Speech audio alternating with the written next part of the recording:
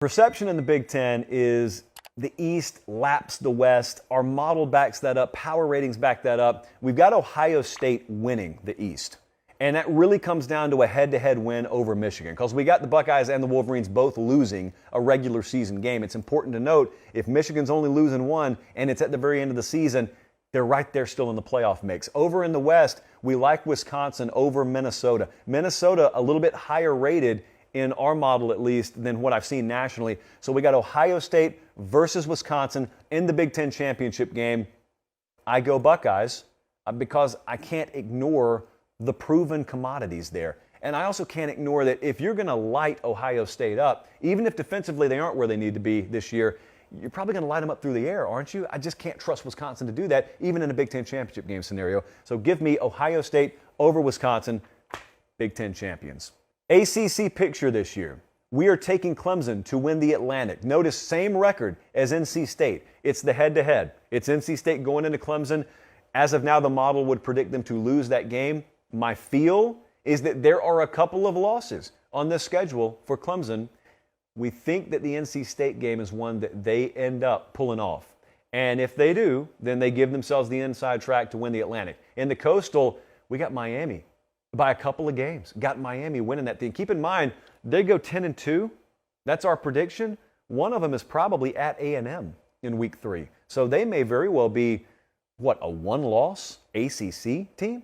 That's a really good year for Mario Cristobal. And at that point, you put yourself in prime position to just go measure yourself against Clemson. We got Clemson versus Miami in the ACC championship game. As of today, Clemson is the pick to win the ACC championship, which probably puts the Tigers right there in the thick of the playoff picture come season's end. The SEC final standings here. We got Georgia winning the East, Tennessee finishing second over there, right in front of Kentucky. So you probably got a head-to-head win there, Tennessee over Kentucky. Over in the West, it's Alabama 12-0.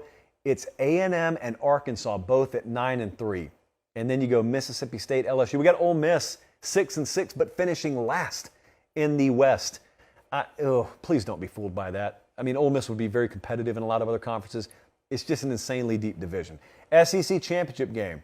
It's Bama and Georgia again. And in the SEC championship game, we're taking Alabama over Georgia. It's going to be really, really, really tough to beat Alabama this year. Big 12, hardest conference to predict in America. We've got Baylor and Oklahoma, each going 10-2. That is our Big 12 championship game. To give you an idea of how this conference shakes out behind it, Oklahoma State at 9-3, Texas at 8-4, my Iowa State Cyclones at 7-5. Everyone's sleeper. I mean, I know a guy in Singapore, doesn't speak a lick of English, never seen the sport in his life, except to say that Kansas State is his sleeper this year. TCU, West Virginia, that's how it shakes out on down the line a little bit. Oklahoma versus Baylor. I've got Oklahoma over Baylor in the Big 12 championship game. My thinking is if OU gets themselves into that game, that means they have bought themselves enough time to round into a form that I think, when at its best, is going to be too difficult to overcome. Baylor in the Big 12 championship game again, but ultimately we have Oklahoma winning that thing. The Pac-12 picture.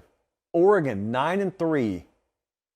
Is it going to be good enough to get in the Pac-12 championship game if they're 9-3? Keep in mind, it's not just division winner against division winner. They're taking the two best teams regardless.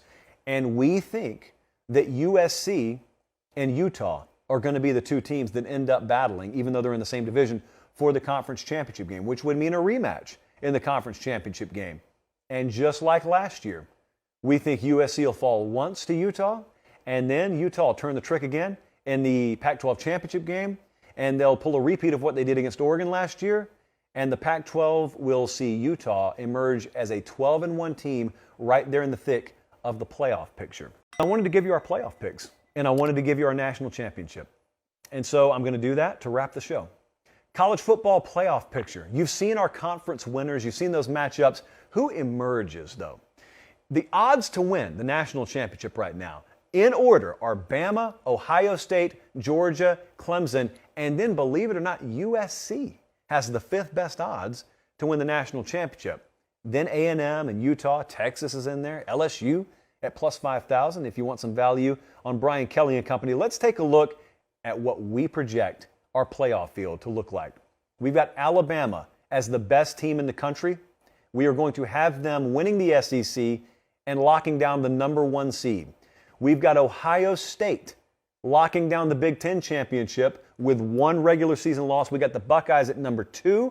Utah, for the first time, we are going to put in the playoff. First time in several years the Pac-12 will have been represented. That is a 1-loss Pac-12 champion, the Utah Utes.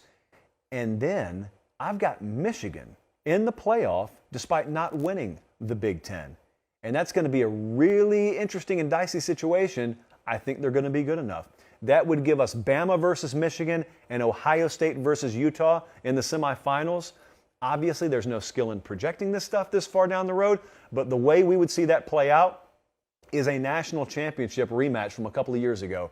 Alabama versus Ohio State. That would be at SoFi Stadium in beautiful Inglewood, California, which just means we get to stay with Sam Batesh and eat sushi all week, which is all you can really ask for in life.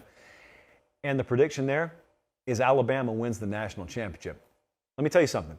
Unless you've got a model out there that can predict injury, I'm going to assume that Bama team's going to be fully healthy. If they're fully healthy this year, there is not anyone in this country that's going to beat them with the belt on the line. Have no doubt about it. Alabama is the best team in the country. I think we will say that about them wire to wire, and I think come season's end, you'll look at it and say it's one of the best teams that Saban's ever had there. Alabama, your national champion, at least as of August.